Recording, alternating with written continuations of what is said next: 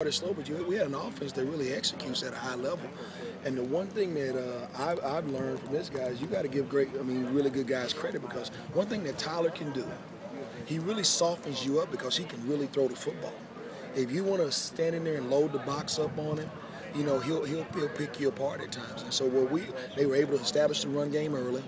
And then when we started trying to stop the commit to the run game, he was able to get the ball down the field. So we kind of gelled, but we got a lot of room for improvement, as you guys see. Seems like tonight he had 3 picks. We probably could have had 4 or 5 the way he was playing. I'm really excited about Mr. Slade. I really am. I mean, I'm watching him. He's really in his element, and he can reach up there and play some man and get close to receivers.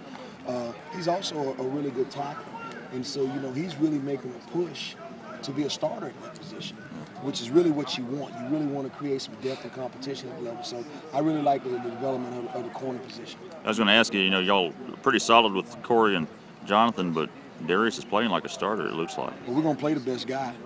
We're going to grade the tape, and we're going to measure it, and the best guy's going to play. And there is no next. Yeah.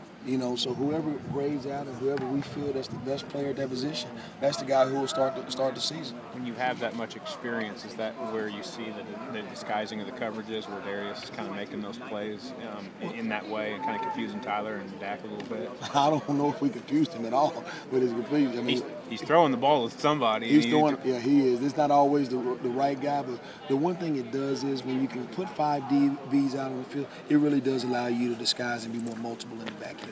Over the last week, how do you think the defense has fared? And the first 2 scrimmages, but also just overall in their development? Well, there's been a huge improvement from the standpoint of that there's no more installation. Guys aren't out there just thinking. Tonight if we had an opponent come in, we would be able to actually play a full game. And that's what was nice, to watch guys start making plays, not out there thinking. So I think that jump's really big. Now the guys know the biggest step for us is to clean up the fundamentals that are required to execute. We got to execute at a high level. They know what they're doing, but now we got to get really fundamentally sound.